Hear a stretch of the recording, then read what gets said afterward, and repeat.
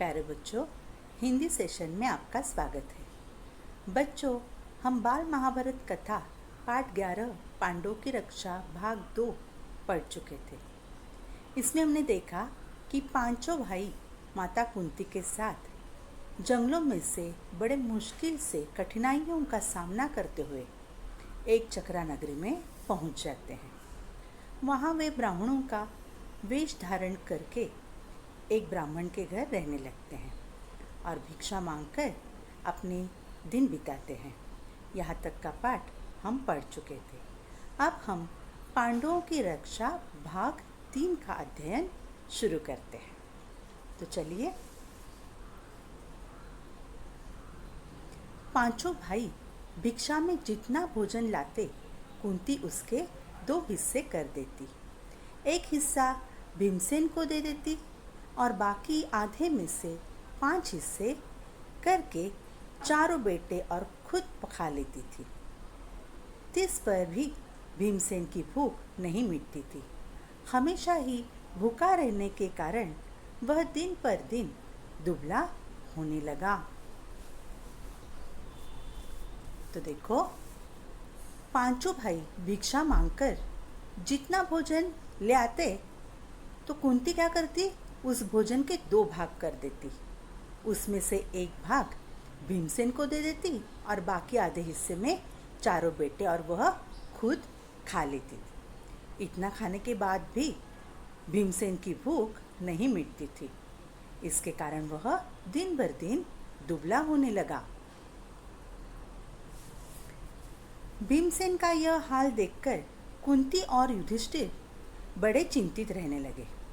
थोड़े से भोजन से पेट न भरता था, सो भीमसेन ने एक कुम्हार से दोस्ती कर ली। उसने मिट्टी आदि खोदने में मदद करके उसको खुश कर दिया। तो भीमसेन की ऐसी हालत देखकर माता कुंती और युधिष्ठिर को चिंता होने लगी। तो कम भोजन से उसका पेट नहीं भरता था, इसलिए एक कुम्हार से उसने दोस्ती की। किसने? भीमसेन ने। और उसकी मदद करके उसको खुश कर दिया।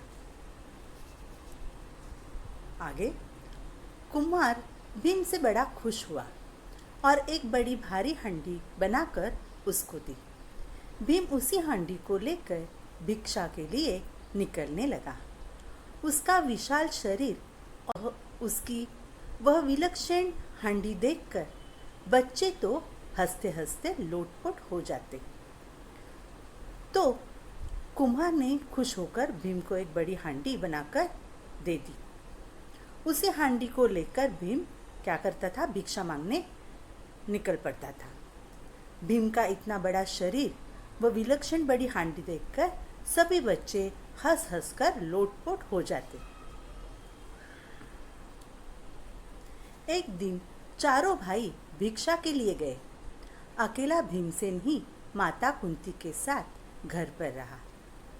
इतने में ब्राह्मण के घर के भीतर से बिलक बिलक कर रोने की आवाज आई। अंदर जाकर देखा कि ब्राह्मण और उसकी पत्नी आंखों में आंसू भरे सिसकियां लेते हुए एक दूसरे से बातें कर रहे हैं। एक दिन चारों भाई भिक्षा के लिए निकल पड़े।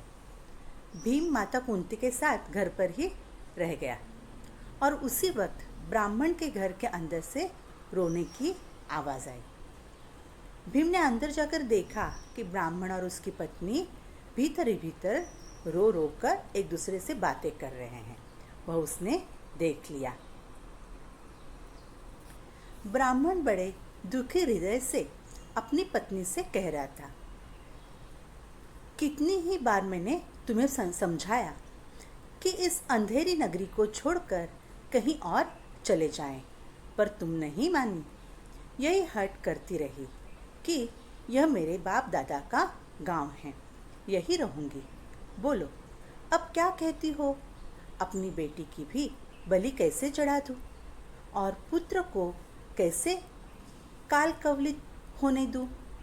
यदि मैं शरीर त्यागता हूँ तो फिर इन अनाथ बच्चों का भरण पोषण कौन करेगा? हाय, मैं अब क्या करूं?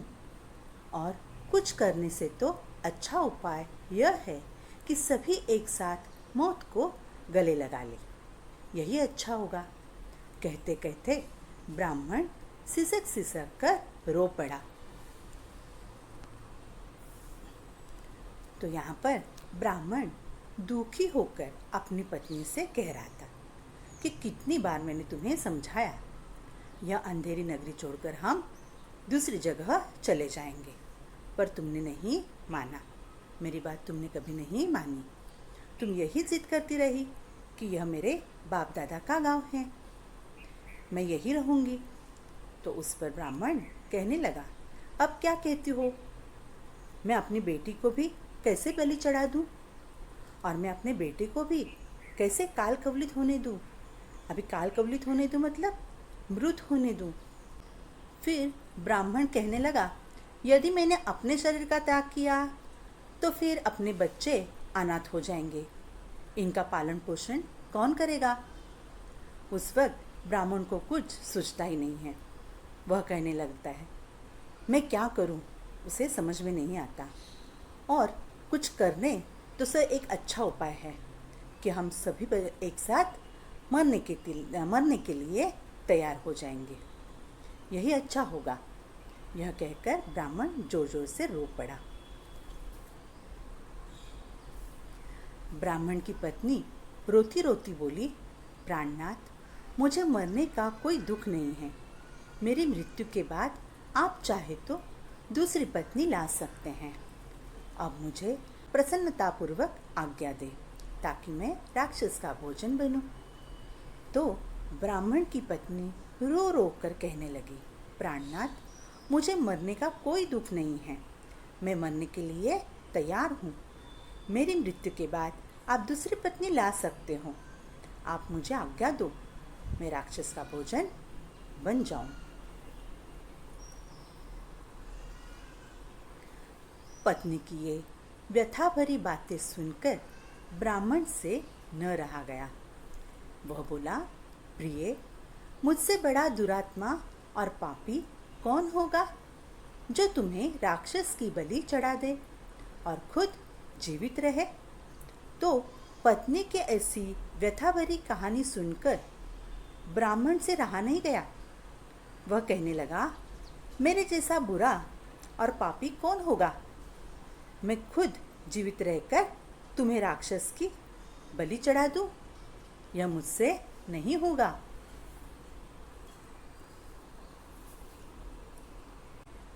माता पिता को इस तरह बातें करते देख ब्राह्मण की बेटी से न रहा गया। उसने करुण स्वर में कहा, पिताजी, अच्छा तो यह है कि राक्षस के पास आप मुझे भेज दे। सबको इस तरह रोते देखकर ब्राह्मण का नन्हा सा बालक पास में पड़ी हुई सूखी लकड़ी हाथ में लेकर घुमाता हुआ बोला, उस राक्षस को तो मैं ही इस लकड़ी से इस तरह जोर से मार डालूंगा। तो माता पिता की ऐसी बातें सुनकर ब्राह्मण की बेटी दया भरे स्वर में कहने लगी, पिताजी, यही अच्छा होगा कि आप मुझे राक्षस के पास भेज दो।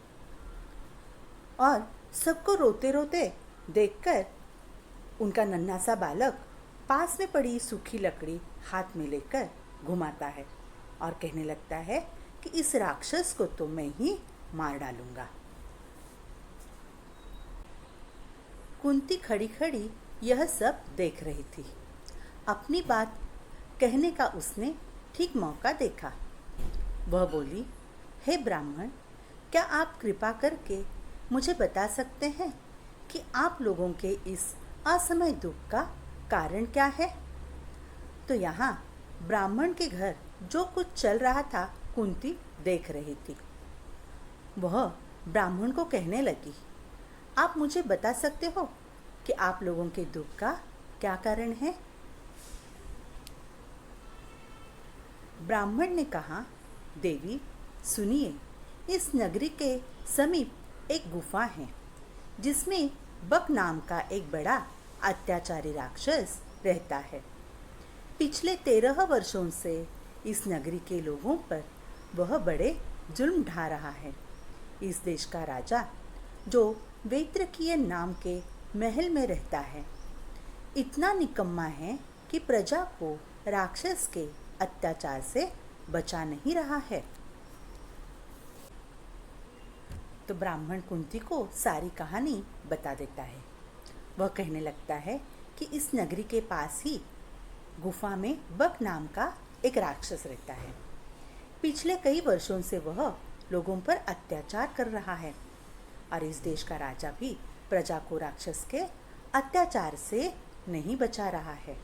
यह हमारी व्यथा है। इससे घबराकर नगर के लोगों ने मिलकर उससे बड़ी अनुनय विनय की कि कोई न कोई नियम बना ले। बकासुर ने लोगों की यह बात मान ली और तब से इस समझौते के अनुसार यह नियम बना हुआ है कि लोग बारी बारी से एक एक आदमी और खाने की चीज़ें हर सप्ताह उसे पहुंचा दिया करते हैं। इस सप्ताह में उस राक्षस के खाने के लिए आदमी और भोजन भेजने की हमारी बारी है। अब तो मैंने यही सोचा है कि सबको साथ लेकर ही राक्षस के पास चला जाऊंगा। आपने पूछा सो आपको बता दिया। इस कष्ट को दूर करना तो आपके बस में भी नहीं है। अभी नगर के लोगों ने मिलकर नियम बनाने का निर्णय लिया। बकासुर ने भी यह बात मान ली। नियम के अनुसार लोग बारी बारी से घर का एक एक आदमी और खाने की चीज़ें हर हफ्ते पहुंचाने लगे और इस सप्ताह राक्षस को खाने के लिए आदमी और भोजन भेजने की बारी किसकी थी? ब्राह्मण की थी। तो ब्राह्मण कहने लगा, अभी मैंने यही सोचा है कि पूरा परिवार साथ लेकर मैं राक्षस के पास चला जाऊंगा। आपने पूछा इसलिए मैंने आपको यह सारी बात बता दी।